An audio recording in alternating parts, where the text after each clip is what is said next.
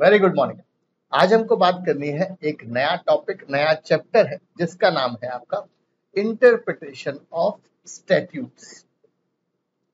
अब ये जो टॉपिक है या हम बोले साहब ये जो चैप्टर है, एक्ट नहीं बोलेंगे, क्यों? क्योंकि ये कोई एक्ट नहीं है, इसका कोई इनेक्टमेंट ईयर नहीं है, ये सिंपल एक टॉपिक है। और नाम से ही पता चल रहा है यार, ये ऐसा टॉपिक है जो हमको क्या सिखाएगा, जो हमको सिखाएगा कि भाई जो भी स्टैट्यूट्स हैं, मतलब जो भी लॉ है, भाई स्टैट्यूट्स को क्या बोलते हैं? लॉ। जो भी लॉ है उनका हम इंटरप्रिटेशन कैसे करें, सो दैट जिन पर्सन्स ने लॉ बनाया है उनके दिमाग में जो उस टाइम पर इंटेंशन था व्हाइल फ्रेमिंग दैट प्रोविजन और फ्रेमिंग दैट सेक्शन, वही इंटरप्रिटेशन हम भी निकाले। ये जो इंटरप्रिटेशन की कला है वो उसको हम बोलेंगे इंटरप्रिटेशन ऑफ स्टैट्यूट्स, राइट। तो यहाँ पर कुछ कुछ तरह के आपको रूल्स दिए गए हैं, कुछ कुछ तरह के सजेशंस दिए गए कि भाई एक्ट के अंदर से भी हम कोई चीज को लेकर रेफरेंस लेकर हम इंटरप्रिटेशन निकाल सकते हैं, एक्ट के बाहर से भी हम लेकर रेफरेंस निकाल सकते हैं। से फॉर एग्जांपल, अगर मैं ओपीसी की बात करूं, वन पर्सन कंपनी की, भाई कहीं झगड़ा है, कहीं दो पार्टीज के बीच में झगड़ा है, कोर्ट में केस गया और अब सुप्रीम कोर्ट या हाई कोर्ट उसको देखना चाहता है कि भाई ये ओपीसी का कॉन्सेप्ट आया क्यों था यार 2013 में, 1956 में ऐसा कोई भी कॉन्सेप्ट नहीं था। तो अब क्या क्या ऑप्शन है भाई? सेक्शन 2 क्लॉज 62 की डेफिनेशंस पढ़ लें आप, ठीक है। रूल्स का जिक्र है, वो रूल्स भी पढ़ लें आप, ठीक है। और क्या होगा? डॉक्टर जे ईरानी साहब, याद करो यार ओपीसी साहब के जन्मदाता कौन है, ओपीसी कंपनी के जन्मदाता कौन है? तो वो डॉक्टर जे ईरानी कमेटी ने सजेस्ट किया था ये the concept of one person company. तो वो डॉक्टर जे ईरानी कमेटी की रिपोर्ट्स को पढ़ेंगे तब हमको पता चलेगा कि भाई ये ओपीसी का लॉजिक है क्यों, ओपीसी क्यों आया है हमारे लॉ में 2013 में। इसी तरीके से अच्छा, हमने डॉक्टर जे ईरानी की रिपोर्ट पढ़ी, ये होता है एक्सटर्नल एड्स ऑफ इंटरप्रिटेशन। हम बाहरी चीज से चेक कर रहे हैं कि भाई इंटरप्रिटेशन कैसा निकलना चाहिए। एक और एग्जांपल, अब सीएसआर का कॉन्सेप्ट आया था, कॉर्पोरेट सोशल रिस्पॉन्सिबिलिटी। हर कंपनी को जिस जिस कंपनी पर वो प्रोविजन लगता है on the basis of capital, on the basis of turnover या नेट प्रॉफिट के बेस पर 5 लाख वाला, 5 करोड़ वाला सेक्शन 135 है। तो भाई ये जो सीएसआर का कॉन्सेप्ट आया था ये क्यों आया था? तो पहले तो देखना पड़ेगा कौन सी कमेटी ने बोला था। दूसरा, सब जिस टाइम पर ये इंट्रोड्यूस हो रहा था सीएसआर का कॉन्सेप्ट, उस टाइम पर क्या वाद विवाद हुए थे? अरे भाई 1956 में ऐसा कोई भी कॉन्सेप्ट नहीं था। कौन से वाले प्रोविजन के ऊपर? सीएसआर के ऊपर। तो 2013 में ऐसी कौन सी जरूरत पड़ गई कि भाई कंपनी को अपने नेट प्रॉफिट का 2% पब्लिक की भलाई के लिए खर्चा करना है? ये देखना पड़ेगा। सब जो पार्लियामेंट में डिस्कशन हुआ था जब ये सेक्शन 135 इंट्रोड्यूस हुआ था पार्लियामेंट में, उस टाइम पर वहां का क्या माहौल? अरे भाई माहौल मतलब समझ गए वहां पर क्या माहौल था, तो वो भी हमको चेक करना पड़ेगा। सब वो किस व्यक्ति ने क्या बोला, किसने अगेंस्ट में बोला, किसने फेवर में बोला, राइट, ये चीज चेक करना पड़ेगा। किसने बोला कि नहीं भाई ये तो कॉर्पोरेट के ऊपर बर्डन है, ये टैक्स दे रहे हैं, वो दे रहे हैं, ये दे रहे हैं, वो दे रहे हैं, और ये तो दिल से इच्छा होना चाहिए पब्लिक भलाई के लिए। जिसने जो भी कहा है वो भी एक तरीके का इंटरप्रिटेशन में मददगार होगा। तो ये होते हैं एक्सटर्नल एड्स ऑफ इंटरप्रिटेशन। और इंटरनल एड्स ऑफ इंटरप्रिटेशन मतलब कि सब हम प्रोविजन को देखें, प्रोविजो देखें, इलस्ट्रेशंस देखें, एग्जाम्पल्स देखें जो लॉ में इंसर्ट किए गए। शॉर्ट टाइटल, लॉन्ग टाइटल का जिक्र है, मार्जिनल नोट्स का भी जिक्र है। तो अलग अलग हमको एड्स ऑफ इंटरप्रिटेशन पढ़ना है साथ में, और 6-7 तरीके के रूल्स ऑफ इंटरप्रिटेशन भी हमको पढ़ना है। चलिए, तो हम बात करेंगे यार इंटरप्रिटेशन ऑफ स्टैट्यूट्स में। चैप्टर का ओवरव्यू देखें भाई, कुछ तो हमको टर्म्स की बात करनी है, राइट। कुछ हमको important of interpretation of statute भाई करना क्यों है, रूल्स क्या है, primary rules, secondary rules, internal aids, external aids. याद रखना सब, ओवरऑल अगर हम बात करें तो पूरा का पूरा टॉपिक जो है वो यहीं पर जाने वाला है। यही चीज हमारे लिए बेहद इंपॉर्टेंट है। एड्स टू एड्स मतलब हेल्प, राइट। आगे rules of interpretation of deeds, documents वगैरह। अब यहाँ पर क्या बोला गया भाई, as a CA in practice, CS in practice, हमको जरूरी है आजकल जो लॉ आते हैं उसका इंटरप्रिटेशन निकालना बहुत जरूरी है, क्योंकि आप जो क्लाइंट के साथ डील करोगे, याद रखना सब पैसा जो है वो इंटरप्रिटेशन निकालने में है, ना कि इम्प्लीमेंटेशन में। अरे भाई ऑडिट तो कोई भी कर देगा, ऑडिट में अगर कोई टेक्निकल पॉइंट है किस तरीके से क्या होना है वो दिमाग, वो काम है इंटरप्रिटेशन का, वो है logical person.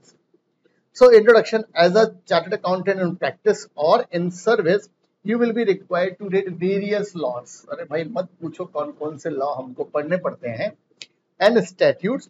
Often these enactments may be capable of more than one interpretation.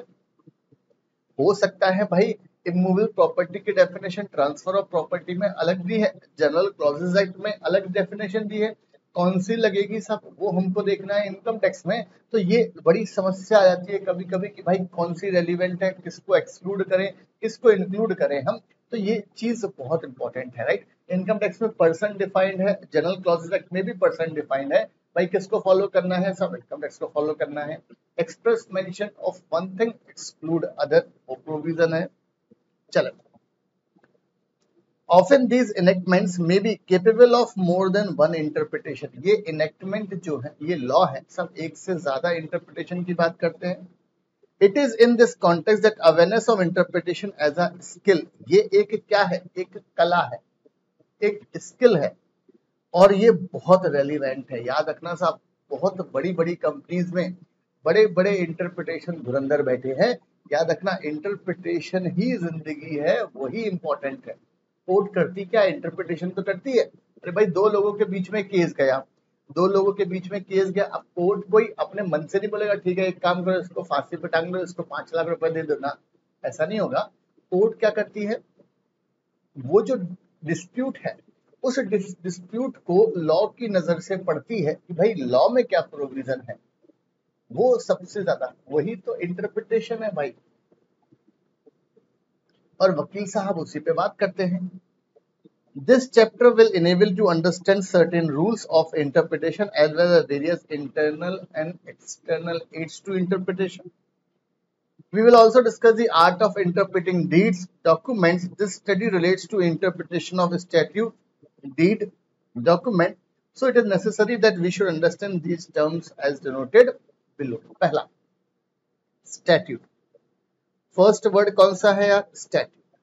अब स्टैट्यूट मतलब क्या, जनरली हम उसको रिप्लेस करते हैं with the word law. To the common man the term statute generally means law.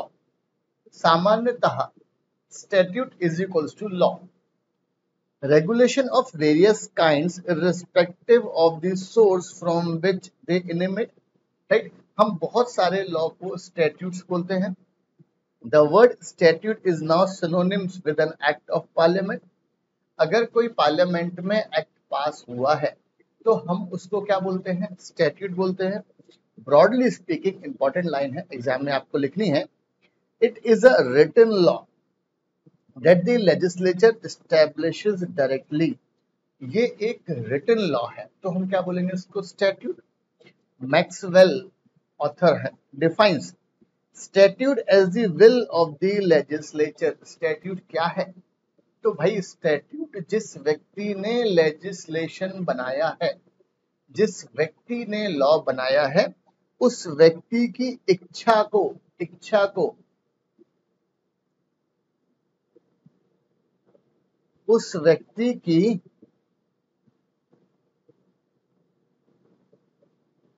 इच्छा को, हिंदी में अगर गलती हो तो माफ करना, राइट। इच्छा को हम क्या बोलते हैं, legislature. In India, statute means an enacted law, that is, the law either enacted by the parliament or by the state legislature. Law ने बोला है चाहे तो वो पार्लियामेंट में पास हुआ हो, या अगर हम स्टेट गवर्नमेंट की बात करें तो सब विधानसभा में पास हुआ हो तो हम क्या बोलेंगे, पार्लियामेंट में, स्टेट लेजिस्लेचर कहीं भी पास हुआ हो उसको हम स्टैट्यूट बोलते हैं, इनेक्टेड लॉ बोलते हैं। In India the constitution provides for the passing of a bill in Lok Sabha and Rajya Sabha. सब संविधान में रूल है कि भाई कोई भी लॉ बनेगा इंडिया लेवल पर वो Lok Sabha Rajya Sabha both the houses of parliament से पास होगा और प्रेसिडेंट साहब की अप्रूवल होगी, becomes N act of the parliament और स्टैट्यूट। तो साहब वो क्या बन जाता है, जैसे ही प्रेसिडेंट साहब ने अप्रूवल दे दी वो बन जाएगा साहब स्टैट्यूट बन जाएगा, लॉ बन जाएगा। एक बात 10 that will originate through the legislation is called the enacted law or statute as against unenacted or unwritten law. However, the constitution does not use the term statute, though one find the term law used in many places. सब संविधान में word statute cover नहीं है, law cover है। The term law is defined as including any ordinance.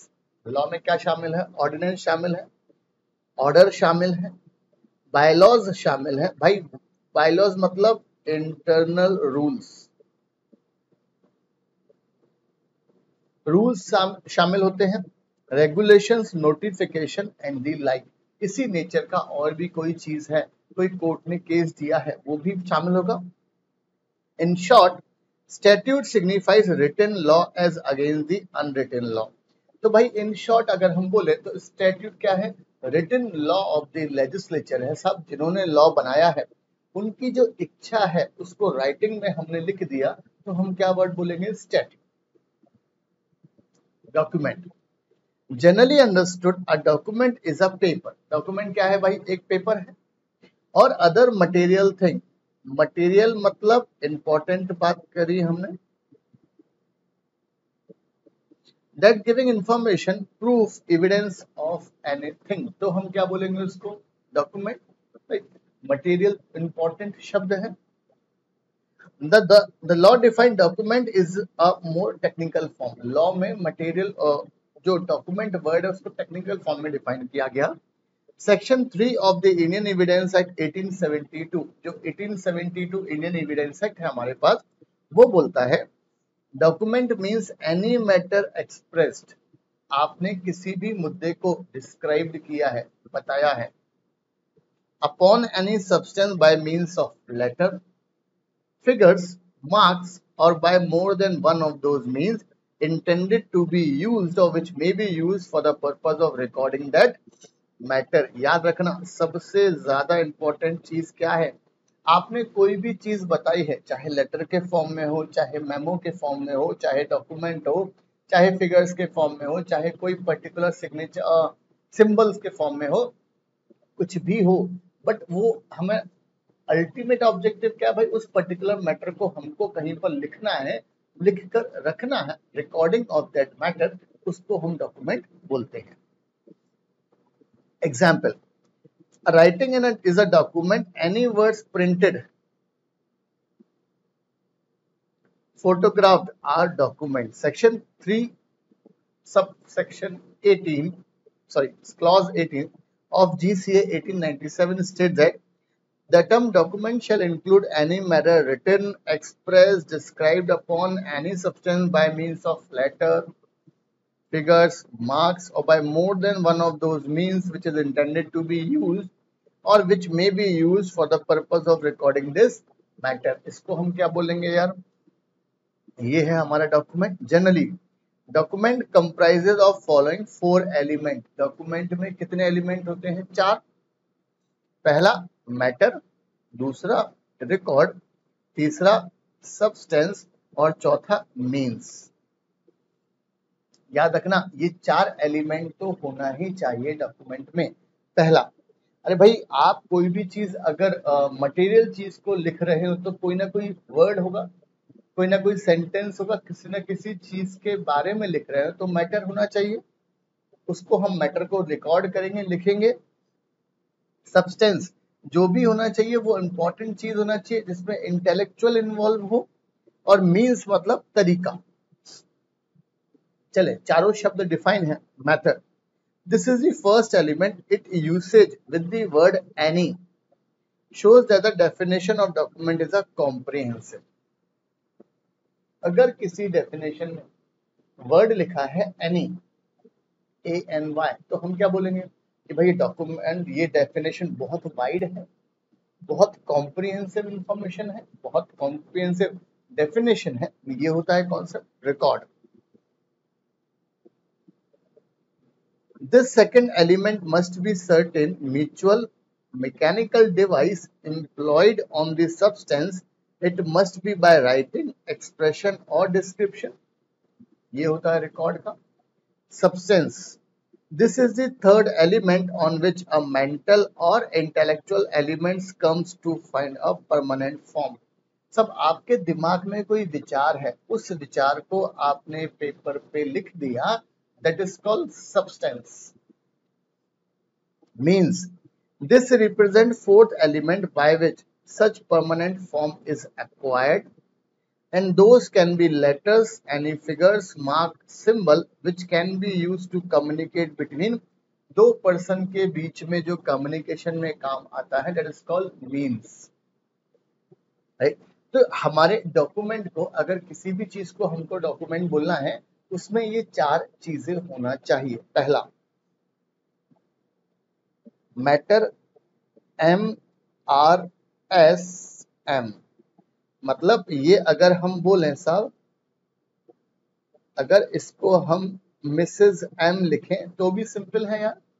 अरे भाई Mrs M ने कुछ बोल दिया, वो बिल्कुल सही है। अब एम मतलब मैटर, आर मतलब रिकॉर्ड, एस मतलब सब्सटेंस। मिसेज एम ने बोल दिया, वो चीज सब्सटेंस हो गई, इंपॉर्टेंट हो गई, सब कोई उसको नहीं बोल सकता। निमोनिक तरीका है हमारा याद रखने का, तो ये चीज आपके लिए इंपॉर्टेंट है, राइट। अगर मिसेस एम ने कोई चीज बोल दी है तो वो हो गया हमारा क्या चीज है, डॉक्यूमेंट के चार पार्ट। आगे, इंस्ट्रूमेंट। इन कॉमन पार्लेंस मतलब सामान्यतः बोलचाल में, instrument means a formal, informal नहीं होता, याद रखना। सब डॉक्यूमेंट और इंस्ट्रूमेंट में बहुत डिफरेंस है। इंस्ट्रूमेंट मतलब ऐसा डॉक्यूमेंट जो आपके राइट्स या लायबिलिटीज जनरेट कर दे बिटवीन दी पार्टीज, तो उस डॉक्यूमेंट को हम क्या बोलेंगे, इंस्ट्रूमेंट। तो ये फॉर्मल है, लीगल है, और जब भी वर्ड लीगल आ गया तो भाई राइट्स एंड लायबिलिटीज की तो बात आ गई। लीगल डॉक्यूमेंट विच क्रिएट्स और कंफर्म्स अ राइट और रिकॉर्ड अ फैक्ट, राइट, उसको हम क्या बोलेंगे यार, इंस्ट्रूमेंट। आगे, it is a formal writing of any kind, such as an agreement, deed, charter, record, drawn up, executed in a technical form. आपने कोई भी फॉर्मली राइटिंग में चीज लिखी है, एग्रीमेंट हुआ, डीड हुआ, चार्टर हुआ, रिकॉर्ड हुआ, जिसको आपने एग्जीक्यूट कर दिया टेक्निकल फॉर्म में, उसको बोलते हैं। It also means a formal legal document having legal effect, right. सब लीगल डॉक्यूमेंट जिसका कोई लीगल इफेक्ट है, either as a creating a right or a liability or as affording evidence of it. Section 2, subsection 14, in fact clause 14 of the Indian Stamp Act 1899 states that instrument includes every document by which any right or liability is or purports to be created, transferred, extended, extinguished, recorded, right। सब ये बहुत प्यारी definition दी गई है stamp act में। Section 2 clause 14 of the stamp act क्या बोलता है कि भाई इंस्ट्रूमेंट क्या है, एक डॉक्यूमेंट है जिससे किसी राइट्स या लायबिलिटीज या तो क्रिएट हो रही है या ट्रांसफर हो रही है एक व्यक्ति से दूसरे व्यक्ति को, एक्सटेंड हो रही है, राइट, और खिंच रही है, ज्यादा हो रही है, एक्सटिंग्विश खत्म हो रही है, या सिर्फ हम उसकी रिकॉर्डिंग कर रहे हैं। ये कॉन्सेप्ट है किसका, ये कॉन्सेप्ट है आपका इंस्ट्रूमेंट का। तो अलग अलग जगह अलग अलग डेफिनेशन दी गई है। आगे, deed. The legal glossary defines deed as an instrument in writing or other legible representation or words on a parchment or a paper purported to give some legal disposition। अरे भाई कोई लीगल डिस्पोजिशन, कोई legal चीज हम draft करते हैं, that is called deed. Simply stated that deeds are instrument though all instruments may not be deed. बहुत ध्यान से ये लाइन आपको एग्जाम में लिखनी है कि भाई डीड क्या होते हैं, सारे के सारे इंस्ट्रूमेंट, बट सारे के सारे इंस्ट्रूमेंट डीड नहीं होते हैं। आगे, however in India no distinction seems to be made between the instruments and deed. सब ऐसा कोई डिफरेंस ज्यादा क्रिएट नहीं किया गया। आगे, यहाँ पर हमको जो इंटरप्रिटेशन की बात करनी है वो हम बात करेंगे कि भाई कोर्ट को पावर है इंटरप्रिटेशन निकालने की। आप और हम जो इंटरप्रिटेशन निकालते हैं वो जरूरी है, बट उस इंटरप्रिटेशन को तवज्जो नहीं दी जाएगी। तवज्जो किसको दी जाएगी? जो कोर्ट ने इंटरप्रिटेशन निकाला है, वही लैंडमार्क केस लॉ के रूप में चलता है। Interpretation, by interpretation is meant the process. ये एक सेंटेंस नहीं है, ये एक तरीका है, एक प्रोसेस है, एक वे है। बाय विच द कोर्ट, किसको बोला है भाई? कोर्ट को ही पावर दी गई है, गवर्नमेंट भी बीच में नहीं है। Seeks to ascertain the meaning of the legislature through the medium of the words in which it is expressed. वो शब्द जो यूज किया गया है लॉ में, वो उस लॉ के रेफरेंस में यूज किया गया है, उसका हमको मतलब निकालना है कि भाई इसका मतलब क्या होगा। Simply stated, interpretation is the process by which the real meaning of an act or a document and the intention of the legislature in enacting it. भाई जिस व्यक्ति ने लॉ बनाया है उसके मन में, उसके मस्तिष्क में क्या था, वो है इंटरप्रिटेशन। और of the parties executing the document is ascertained, right. ये चीज इंपॉर्टेंट है हमारे पास। Interpretation is restored to in order to resolve any ambiguity in the statute. भाई इंटरप्रिटेशन बहुत जरूरी है, राइट। एम्बिग्यूटी मतलब नॉट क्लियर,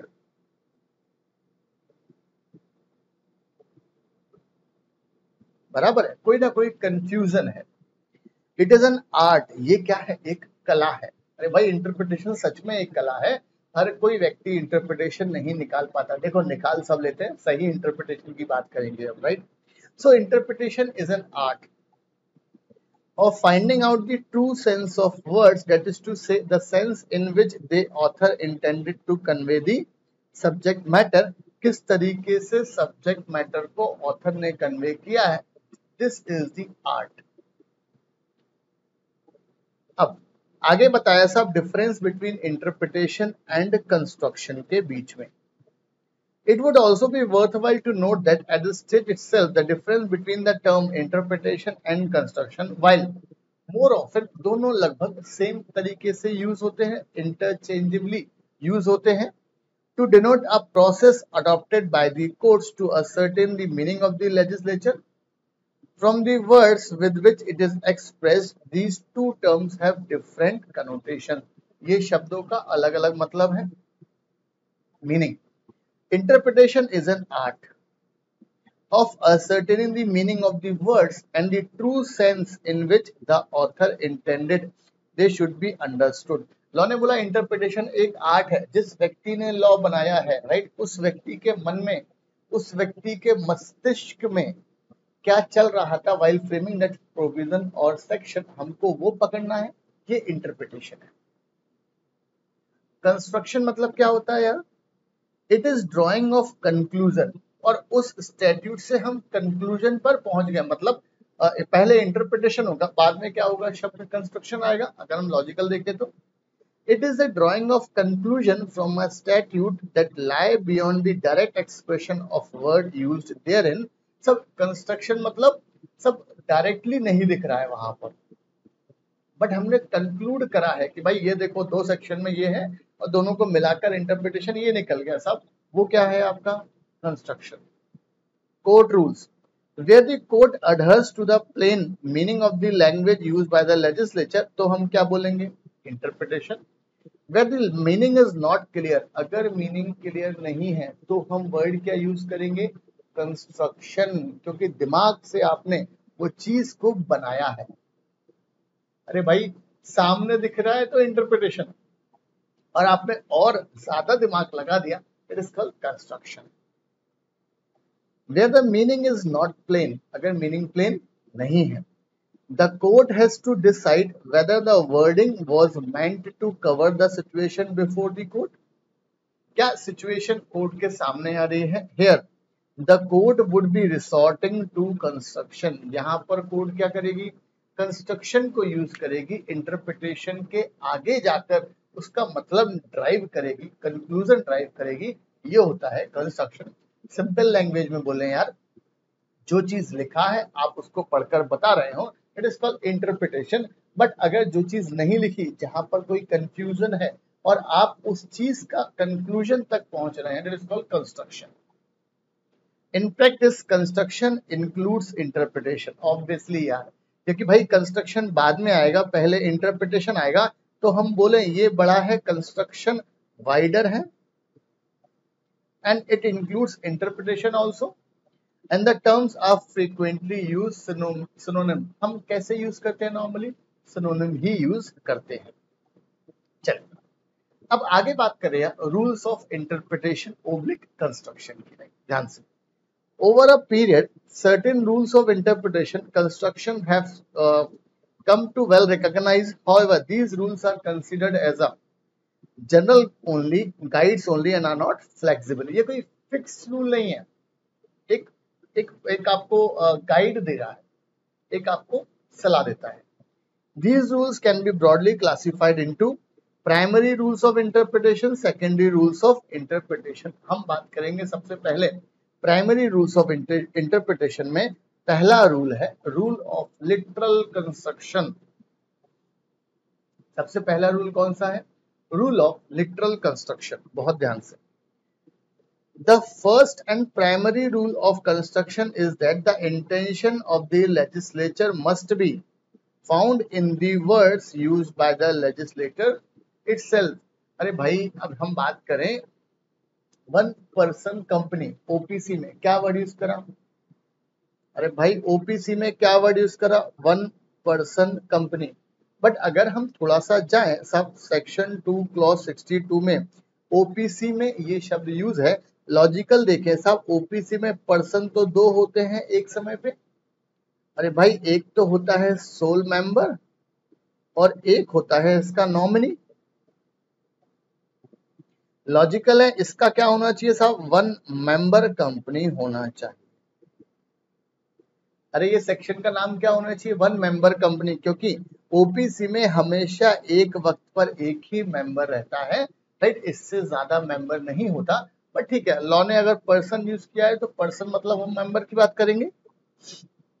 आगे 10, if the word of a statutes are capable of one construction only, then it would not be open to the court. अरे भाई याद रखना, कोर्ट भी अपना दिमाग जब लगाता है जब कोई एम्बिग्यूटी होती है या कोई एक शब्द एक से ज्यादा मतलब दे रहा है, तब कोर्ट अपना दिमाग लगाता है। अदरवाइज लॉ ने बुलाया कोर्ट को, बेटा तुम भी दिमाग मत लगाओ। To adopt any hypothetical construction on the ground that this such hypothetical construction is more consistent with the alleged object and policy of the act. Right? Law ने बोला मतलब प्लेन है, अगर मतलब प्लेन है तो कोर्ट को ज्यादा दिमाग मत लगाओ अपना कि तुम जबरदस्ती इंटरप्रिटेशन निकाले जा रहे हो, कुछ तो भी कुछ कनेक्ट कर रहे हो। It is a cardinal rule of construction that a statute must be constructed literally and grammatically, giving the words their ordinary and natural meaning. ये लाइन इंपॉर्टेंट है। आपको लिटरल कंस्ट्रक्शन मतलब आपको उस पर्टिकुलर वर्ड का जिसका आप इंटरप्रिटेशन या जिसका आप कंस्ट्रक्शन करने चाहते हो, लॉ ने बोला आपको उसका मतलब ऑर्डिनरी या नेचुरल मीनिंग निकालना है, right? Therefore, the language used in the statute must be constructed in a grammatical sense. आपको ग्रामेटिकल सेंस में मतलब निकालना है। The correct course is to take the word themselves and arrive if possible at their meaning without reference to cases in the first instance. Ordinary natural मतलब ही निकालो। 10, it is the primary duty of the court. भाई court की जिम्मेदारी है to interpret the word used in the legislation according to their ordinary grammatical meaning in the absence of any ambiguity or doubt. याद रखना, अगर कोई चीज नहीं है जो आपको डाउट क्रिएट करे, जो एम्बिगुअस चीज हो मतलब क्लियर ना हो, उन्होंने बोला in that case you need to arrive at a natural ordinary meaning. Normally where the words of a statutes are in themselves clear, अगर words clear है and unambiguous है, then these words should be constructed in their natural ordinary sense. तो उन शब्दों का interpretation कैसे निकालना है? नेचुरल ऑर्डिनरी सेंस में निकालना है. And it is not open to the court to adopt any other hypothetical construction. Law ने बोला आप कोई अपना क्रांतिकारी दिमाग मत लगाना. This is called the rule of literal construction. Right, आपको लिटरल कंस्ट्रक्शन करते हुए मतलब उसका निकालना है. This principle is contain in the letter maxim absoluta sentia exportia non indigit, which literally means an absolute sentence or proposition need not to be expositor. Right, आपको जबरदस्ती का दिमाग नहीं लगाना है. In other words, plain words require no explanation. अरे भाई, अगर साफ साफ शब्द किया गया है तो कोई एक्सप्लेनेशन रिक्वायर्ड नहीं है. आपने किसी को बोल दिया सॉरी, तो आप ये नहीं बोले इसका मतलब क्या है. भाई इसका मतलब सामने वाला आपसे क्षमा मांगना चाहता है. राइट, सिंपल चीज है सब. लॉ ने बोला प्लेन वर्ड्स को जबरदस्ती खोदना नहीं है, जबरदस्ती कोई एक्सप्लेनेशन नहीं निकालना है. ये है हमारा पहला rule, rule of literal construction, जो हमने बात की है. चलो आगे बोल रहा है आपसे नैरोअर वर्सेस वाइडर इंटरप्रिटेशन. ऐसा भी हो सकता है यार. Sometimes occasions may arise when a choice has to be made between the two interpretation, one narrower and the other wider or bolder. In such a situation, if the narrower interpretation would fail to achieve the objective, the manifest purpose of the legislation, one should rather adopt the wider one. तो फिर हम क्या adopt करेंगे? Wider one adopt करेंगे. अब क्या है यार, हमारे पास कंपनीज एक्ट में सेक्शन 102 है और सेक्शन 102 बात करता है एक्सप्लेनेटरी स्टेटमेंट की, कि भाई कंपनी में आपको एक्सप्लेनेटरी स्टेटमेंट नोटिस, सेक्शन 101 वाला जनरल मीटिंग का नोटिस, उसके साथ में आपको एक्सप्लेनेटरी स्टेटमेंट देना है फॉर एनी स्पेशल बिजनेस. अब ध्यान से, अब यार वहां पर आपको डिस्क्लोजर देना है. राइट, अब डिस्क्लोजर देना है इसका मतलब क्या है?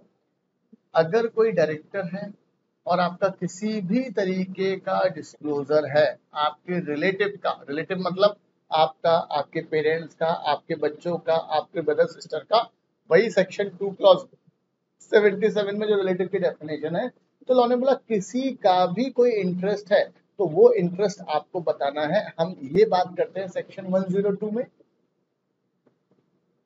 When we talk for disclosure of the nature of concern or interest, financial otherwise, of a director manager of the company in the subject matter of the proposed motion, section 102 वाला, we have to interpret in a broader sense. ये जो interest शब्द है ना, हमको सिर्फ director manager का interest की बात नहीं करना, ये नैरोवर हो गया. अच्छा, हो सकता है डायरेक्टर साहब जुगाड़ करके अपने बेटे के नाम पर कंपनी से कॉन्ट्रैक्ट कर रहा हो, तो लॉ ने बोला हमको इसका ब्रॉडर मतलब निकालना है, फिर नैरोवर से काम नहीं चलेगा. वो एक्ट के प्रोविजन को डिफीट करेगा, उसकी इंटेंशन को डिफीट करेगा. 2, अब यहां पर शब्द क्या है? एनी कंसर्न और interest containing any information facts that may enable member to understand the meaning. अरे भाई, सेक्शन 102 में बोला है कि डायरेक्टर का, मैनेजर का किसी भी तरीके का इंटरेस्ट है, वर्ड यूज है एनी. अब आपको ये बताना है notice of general meeting explanatory statement में, ताकि मेंबर उस नोटिस को, उस एक्सप्लेनेटरी स्टेटमेंट को पढ़कर आए और उसका इफेक्ट देखे कि अगर ये रिजोल्यूशन पास हो गया, सब अगर वो डायरेक्टर की बिटिया अपॉइंट हो गई या डायरेक्टर का दामाद अपॉइंट हो गया मेरी कंपनी में एज अ डायरेक्टर, तो मेरी कंपनी में क्या फर्क पड़ेगा. राइट, वो सब चीजें आपको देखना पड़ेगी, मेंबर को सोच के आना पड़ेगा. Meaning, scope, implication of the items of business and to take decisions thereon.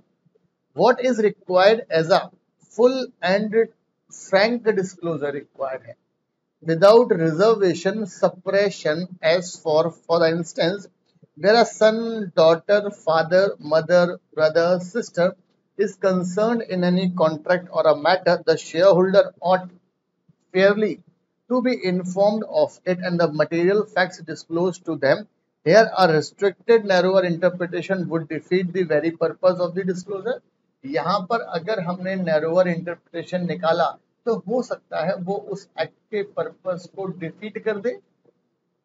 Similarly, when a matter which should have been taken or which should have been but has not been provided for in the statute cannot be supplied by the court. आप कोई नया matter मत जोड़ देना, court से बोला. The rule of literal interpretation can be read understood under the following headings. पहला, narrower and grammatical natural and grammatical मतलब निकालना है. पहली बात, ये बात तो हमने पहले ही बात की है. Statutes are to be first understood in their natural, ordinary, popular sense and must be constructed accordingly to their plain, literal, grammatical meaning. If there is an inconsistency with any express intention or declared purpose of the statute, or it involves any absurdity, repugnancy, inconsistency, the grammatical sense must then be modified, extended, abridged only to avoid such inconvenience, but not further. Example 2. In a question before the court whether the sale of betel leaves, भाई betel leaves मतलब पान का पत्ता, ज्यादा technical मत जाओ, इसलिए हिंदी में आपके लिए लिखा है सेल ऑफ betel leaves मतलब पान का पत्ता, पान वो सब्जेक्ट टू सेल्स टैक्स. तो सुप्रीम कोर्ट ने बोला क्या भाई वो पान का पत्ता जो है betel leaves है, क्या उस पर सेल टैक्स लाइबल है? सेल टैक्स लगेगा क्या? सेल टैक्स पुराना वाला. The Supreme Court held that the betel leaves could not be given in a dictionary. इन्होंने बोला डिक्शनरी में betel leaves का जिक्र नहीं है. Technical or botanical meaning, when the ordinary or natural meaning is clear and unambiguous, being the word of everyday use, it must be understood in a popular sense by which people are conversant with it. जैसा सामान्यतः लोगों को पता है हम वैसी बात करें. And it is also meaning which the statute dealing with the matter would attribute thereto. Therefore, the sale of betel leaves were liable to sales tax. Law ने बोला इस पर तो सेल टैक्स. हमको एक नॉर्मल मतलब निकालना है भाई, हमको क्रांतिकारी शब्द का क्रांतिकारी मतलब नहीं निकालना है, नॉर्मल प्लेन नेचुरल मतलब निकालना है. However, टेक्निकल वर्ड्स का टेक्निकल मीनिंग होता, उनका नॉर्मल निकालने का तो गुड़ का गोबर हो जाएगा, राइट. तो लॉ ने बोला टेक्निकल वर्ड्स है technical meaning. This point of literal construction is that the technical words are understood in the technical sense only. In constructing the word practice in the Supreme Court Advocates Act 1951, it was observed that the practice of law generally involves the exercise of both the functions of acting and pleading on behalf of the litigant party. अरे भाई practice में तो दोनों चीजें शामिल होती हैं. When legislature confers upon an advocate the right to practice in a court, जब लॉ ने बोला है कि भाई आपको कोर्ट में प्रैक्टिस करने का अधिकार है, it is legitimate to understand that expression as authorizing him to appear. आप कोर्ट में अपीयर हो सकते हो, वाद विवाद कर सकते हो, behalf of suitors in that court, अपने क्लाइंट के बिहाफ पर आप काम कर सकते हो. ये है आपका, तो ये आपका पहला वाला पूरा का पूरा रूल ऑफ इंटरप्रिटेशन है, रूल ऑफ लिटरल कंस्ट्रक्शन. याद रखना साहब, आप इसमें एग्जाम्पल लिख सकते हैं सेक्शन 102 का, right. Section 102 betel leaves sale tax वाला लिख सकते हैं example.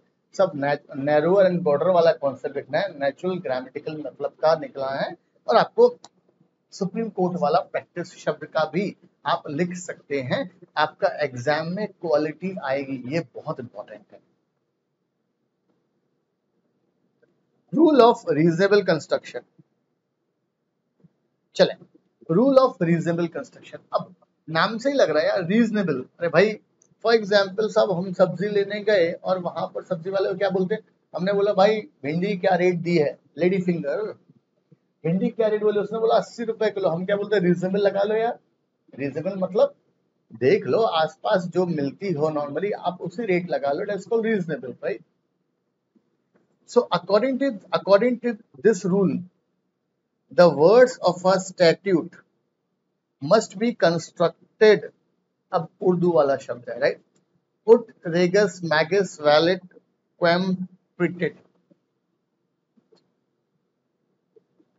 meaning thereby that words of a statute must be constructed so as to lead to a sensible meaning. आपको इंटरप्रिटेशन जो निकालना है वर्ड का वो इस तरीके का निकालना है ताकि कोई सेंसिबल मीनिंग निकले।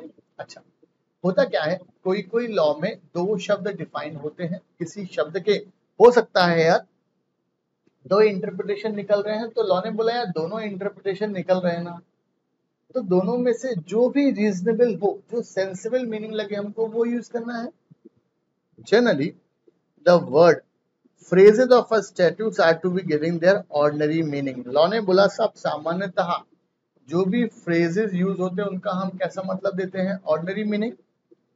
It is only when the words of a enactment are capable of two construction। हो सकता है कोई एक पर्टिकुलर वर्ड दो दो मतलब बताए आपको, then there is a scope for interpretation और construction। तो वहां पर गुंजाइश है किसकी, इंटरप्रिटेशन या कंस्ट्रक्शन करने की। Then that interpretation which further the object.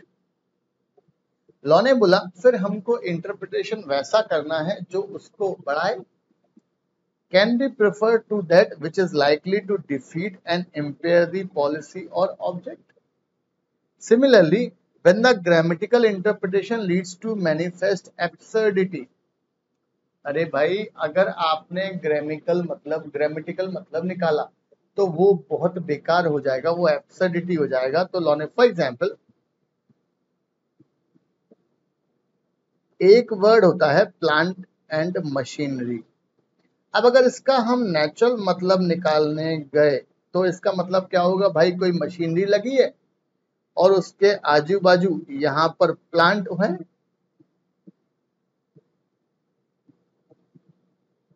Law ने बोला बकवास चीज है, राइट। तो आपको ऐसा इंटरप्रिटेशन नहीं निकालना, राइट, ऐसा एब्सर्डिटी वाला है। Then the court shall interpret the statute so as to resolve the inconsistency and make the enactment a consistent whole। पूरा एक्ट एक तरीके से काम है।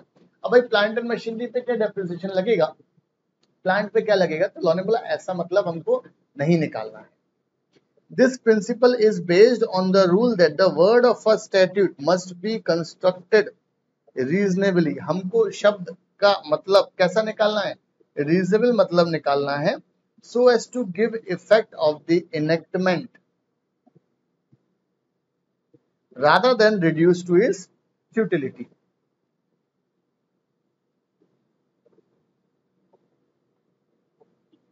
This principle is contained in the later maxim interpretatio ferenda est ut regus magus volet conferret। In short, statute should be constructed grammatically। हमें statute को generally कैसे निकालना है, ग्रामर मतलब निकालना है। 10 if the court finds that the giving a plain meaning, अगर हमने कोई प्लेन मीनिंग दिया तो हो सकता है भाई सब चीजें खराब हो जाए। विल नॉट बी फेयर, ये फेयर नहीं होगा। और reasonable construction it becomes the duty of the court. किसकी जिम्मेदारी है, कोर्ट की जिम्मेदारी है, to depart from the dictionary meaning, कि भाई आप डिक्शनरी मीनिंग को छोड़ो, अडॉप्ट करो construction which will advance the remedy and suppress the mischief provided the court does not have to resort to its surmise और कंजेक्चर, राइट, नॉनसेंस से। So law ने बोला है सब, आप फिर बोलोगे भाई नेचुरल मीनिंग को हटाओ और आप कंस्ट्रक्शन इंटरप्रेट करो। A reasonable construction will be adopted in accordance with the policy and object of the statute। आपको reasonable construction इस तरीके से निकालना है जो उसका ऑब्जेक्ट को फुलफिल करे। ये है आपका कौन सा वाला यार, reasonable construction। अब थर्ड हमारे पास जो आता है वो क्या बात करेगा यार, रूल ऑफ हार्मोनियस कंस्ट्रक्शन। बहुत ध्यान से, अब रूल ऑफ हार्मोनियस कंस्ट्रक्शन को हम पढ़े उसके पहले एक लाइट मूड वाला एग्जाम्पल की बात करें। फॉर एग्जाम्पल अमित है, बराबर है। अब अमित क्या है यार, अमित की, बहुत ध्यान से, अमित की एक गर्लफ्रेंड है। अमित गांव से आया है, छोटी जगह से आया है, और फॉर एग्जाम्पल अमित की गर्लफ्रेंड है, हम नाम लिखें अमिता, राइट। और अमित आया है स्टडीज करने के लिए, आप लोग जैसा स्टडीज कर रहा है वो भी बराबर है। और सब जिस शहर में आया है उस शहर में ये भाई साहब ने एक और मैडम है, नाम लिखे हम फॉर एग्जाम्पल सिमी। अब ध्यान से, अमित ने क्या करा साहब, गांव की पुरानी गर्लफ्रेंड का नाम क्या है, अमिता, और जो शहर में इन्होंने नई दोस्ती करी है नाम क्या है मैडम का, सिमी। ठीक है, अब क्या हुआ साहब, सिमी तो रहती है शहर में जहां पर अमित क्लासेस कर रहा है अपने सीए की।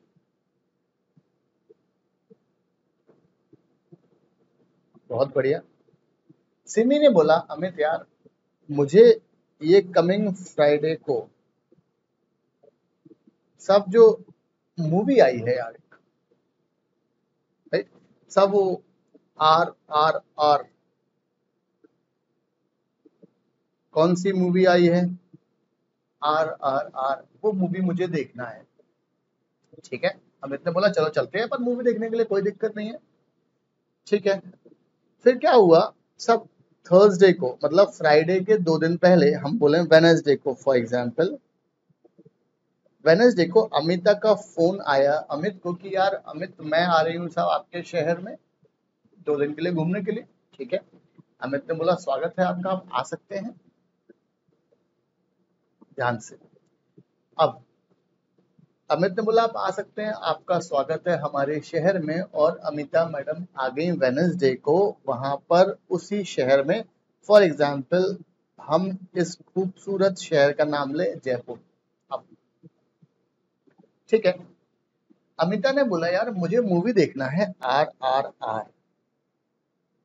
तो अमित ने दिमाग में कैलकुलेशन लगाया कि ठीक है सिमी को भी मूवी देखना है आर आर आर, और अमिता को भी मूवी देखना है, दोनों को अलग अलग दिखा देता हूँ। ठीक है, दोनों ने बोला कि मुझे मूवी देखना है फ्राइडे को। अमित ने बोला ठीक है यार फ्राइडे को मूवी दिखा देते हैं। उसने दिमाग, एक एक को शो सुबह दिखा देंगे, एक को शाम को दिखा देंगे, काम खत्म, राइट। दोनों ने बोला सब हमको मूवी देखना है पीवीआर में रात को 9 बजे का शो।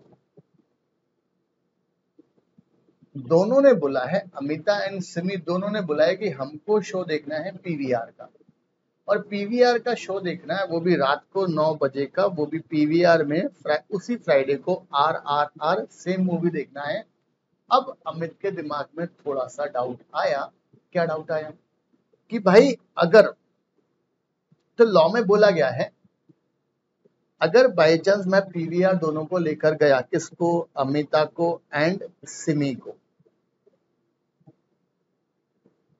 और अगर दोनों आमने सामने आ गए, अब अमित ने क्या करा, अमित ने बोला चलो यार एक काम करते हैं, 2 यहाँ बुक करा देंगे, 2 यहाँ बुक करा देंगे, और हमारी मूवी कंप्लीट हो जाएगी, आराम से दोनों का सपना भी पूरा हो जाएगा। फॉर एग्जाम्पल ये हॉल है, सीटिंग अरेंजमेंट है, 2 ऊपर 2 नीचे। अरे भाई अमित बार बार बोलेगा मैं 2 मिनट में आया, और यहाँ पर जाके बैठ जाएगा, फिर यहाँ पर जाके बैठ जाएगा, इस तरीके से वो आर आर आर अपनी कंप्लीट करेगा मूवी को। तो फिर लॉ ने बोला है कि अगर दोनों प्रोविजन आमने सामने आ गए, राइट, अगर किसी सेक्शन के 2 प्रोविजन है और दोनों प्रोविजन आमने सामने आ गए तो कॉन्फ्लिक्ट हो जाएगी।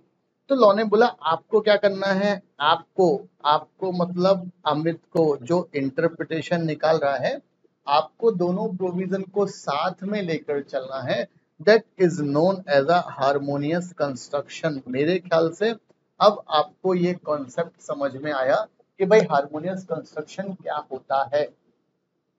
लॉ ने बोला है अगर किसी एक्ट में 2 सेक्शन है, राइट, अगर किसी एक्ट में 2 सेक्शन है और दोनों सेक्शन अलग अलग बात बोलते हैं, अनीता एंड सिमी। अब लॉ ने बोला अगर दोनों सेक्शन को साथ में लेकर और दोनों आमने सामने आ गए तो क्या होगा, आपको एक सेक्शन को छोड़ना पड़ेगा, एक सेक्शन को पकड़े रहना पड़ेगा। तो एक सेक्शन का तो मतलब एक सेक्शन को इंट्रोड्यूस करने का लॉ का कोई मतलब ही नहीं रहा। तो लॉ ने बोला हम ये नहीं चाहते, अगर कॉन्फ्लिक्टिंग प्रोविजन है दोनों को आप साथ लेकर चलो, राइट। कपिल शर्मा जैसी मूवी, वो किस किस को प्यार करूं वाला कॉन्सेप्ट है, आपको इस तरीके से काम करना, वो बेस्ट एग्जाम्पल है हार्मोनियस कंस्ट्रक्शन का, राइट। चले प्रोविजन पढ़े। Harmonious construction. It is a recognized rule of interpretation of statutes and deeds that the expression used therein should ordinarily be understood in a sense in which they best harmonize with the object of these statutes, right? Law ने बोला है सब recognise rule of interpretation है statutes का, deed का, that expression used should be, उनको आपको कैसे निकालना है, बेस्ट हार्मोनाइज तरीके से निकालना है ताकि हमारे एक्ट का प्रोविजन का मतलब निकले। The opposite of harmony is conflict. अगर अमिता और सिमी दोनों सामने आ गए तो सब कॉन्फ्लिक्ट होगी, हमको हार्मोनी लेके चलना है।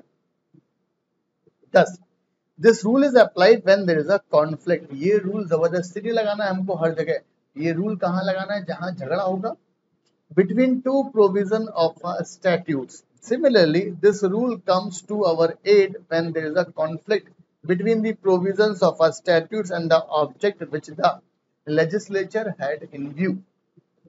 It is a basic rule of interpretation that if it is possible to avoid a conflict, अगर possible है भाई conflict को remove करना, लॉ ने बोला कर दो, best तरीका है वो। A conflict between two provision on a proper construction thereof, then it is a duty of the court so that so construct them, then they are in harmony with each other. आपको interpretation इस तरीके से निकालना है ताकि दोनों provision साथ में चलते रहें। अरे भाई आपने एक प्रोविजन का इंटरप्रिटेशन में यूज करा, दूसरे को इग्नोर करे, तो लॉ ने बोला दूसरा वाला प्रोविजन इंसर्ट क्यों किया था फिर। The statute must be read as a whole. आपको स्टैट्यूट को एक होल पढ़ना है, राइट। मतलब होल मतलब वो छेद वाली बात नहीं कर रहे हैं हम, स्टैट्यूट एज अ होल मतलब आपको सारे प्रोविजन, सारे रूल्स, रेगुलेशन सबको ध्यान में रखकर अपनी ओपिनियन देना है। अरे कल के दिन कोई क्लाइंट अगर आता है और वो हमसे टैक्सेशन पे या लॉ पे कोई कंसल्टेंसी मांगता है, तो हम ये नहीं बोलते कि देख यार ये सेक्शन में ये है, इसमें ये है। वो बोलेगा करना क्या है, तो हमें बोलना है सब, हम पूरा इंटरप्रिटेशन निकालकर फिर जवाब देते हैं। Every provision in the statute must be constructed with reference to the context and other clauses in the statute so as to make the statute a consistent enactment and not reduce to its futility. But where it is not possible to give effect to both the provision harmoniously, हो सकता है सब अमिता और सिमी दोनों को साथ में रखना पॉसिबल ना हो, जब दो प्रोविजन को साथ में रखना पॉसिबल ना हो। Collusion may be avoided by holding that one section which is in conflict with the other merely provides for an exception on a specific rule different from the general rule contained in the later. Law ने बोला फिर आप उसको exception की तरह use कर सकते हैं। A specific rule will override the general rule. ये तो सिद्धांत है साहब लॉ का, स्पेसिफिक रूल हमेशा ओवरराइड करेगा जनरल रूल को। This principle is usually expressed by the maxim generalia specialibus non derogant. But remember that this rule can be adopted only when there is a real and not merely apparent conflict between the provision.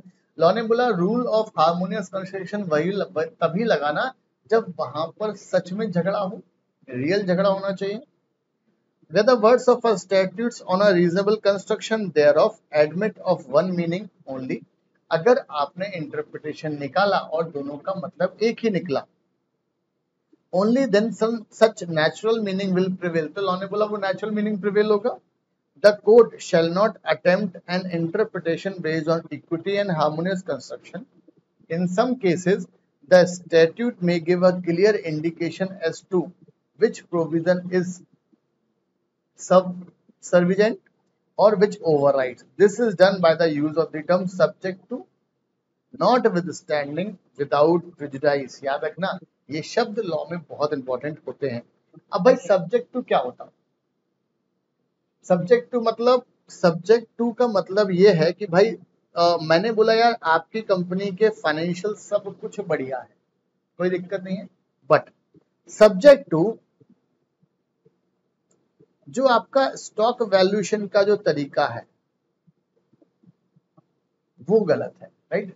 आपका provision बहुत अच्छा है, सब कुछ अच्छा है सब, right, but वहां पर एक चीज प्रॉब्लम है, that is called subject to.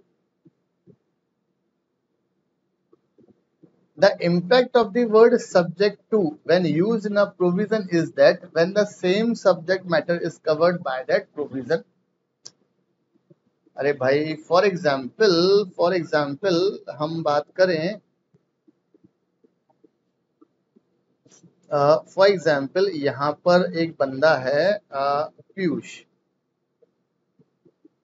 अब ये भाई की शादी होनी है, तो ये क्या है साहब, ये लड़की देखने गया, लड़की देखने गया उसके घर पे, घर वालों ने पूछा, दोस्तों ने पूछा भाई कैसी लगी लड़की, तो ये क्या बोलता है, भाई सब कुछ बढ़िया है, पढ़ाई लिखाई बढ़िया है, बातचीत बढ़िया करती है, बाल भी लंबे हैं, आंखें भी बड़ी बड़ी हैं, दिखने में भी सही है, व्यवहार भी बढ़िया है, सब कुछ बढ़िया है. सब्जेक्ट टू थोड़ी सी नकचड़ी है, राइट, थोड़ी सी सब ऐठीली, अपने आप में एरोगेंट टाइप की है, that is called subject to. By another provision or enactment subject to which it operates and there is a conflict between them, then the latter will prevail over the former. This limitation cannot operate when the subject matter of the two provision is not the same.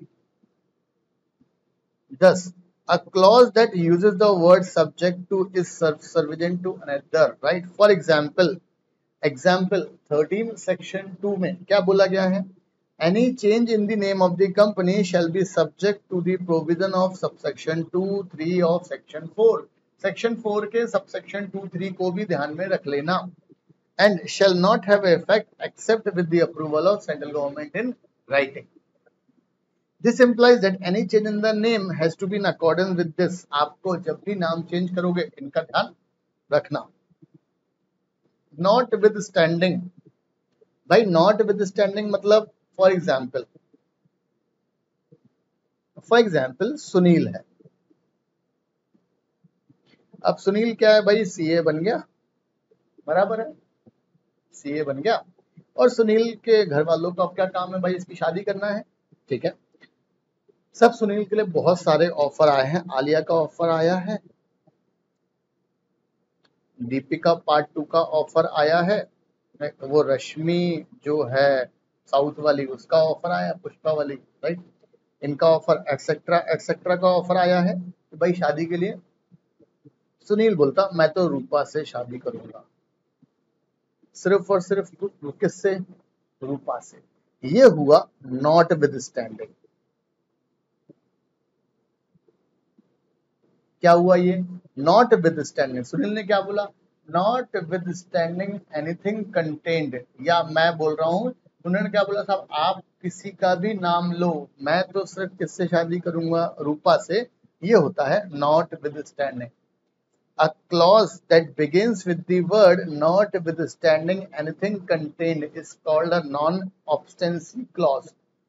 Unlike the subject to clause, the notwithstanding clause has the effect of making the provision prevail over the other. भाई रूपा prevail कर गई सब पे, सारी heroine पे. When this term is used, then the clause will prevail over the other provision mentioned therein. ये होता है notwithstanding. Without prejudice. अच्छा, ये विदाउट प्रेजुडाइस का मतलब विदाउट अफेक्टिंग, या हम बोले without adverse effect. Without adverse effect. When certain particular provision follows general provision and when it is stated that the particular provision are without prejudice to the general provision, right, सब law ने बोला है सब without prejudice, मतलब सब ये किसी को अफेक्ट नहीं करता, ये अच्छा प्रोविजन है, ये अपनी बात बोलता है.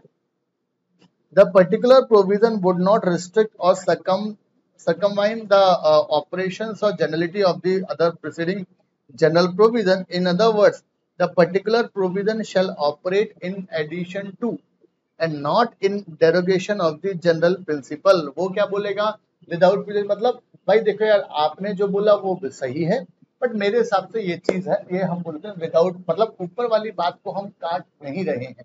नॉट विद स्टैंडिंग का जो सपोजिट है वहां तो काट देते हैं आप ऊपर वाली. आप example section 4 subsection 3 without prejudice to the provision of subsection 2, मतलब सबसेक्शन 2 में जो लिखा है वो भी आपको ध्यान में रखना है और हम जो बोल रहे हैं वो भी आपको ध्यान में रखना है।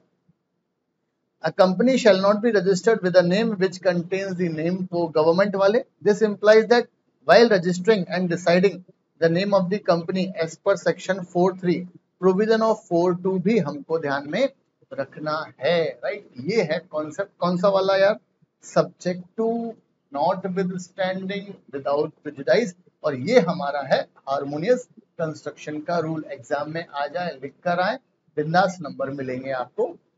यहाँ तक हमारा फर्स्ट लेक्चर कंप्लीट होता है किसका, रूल्स ऑफ इंटरप्रिटेशन के फर्स्ट टॉपिक का। Thank you.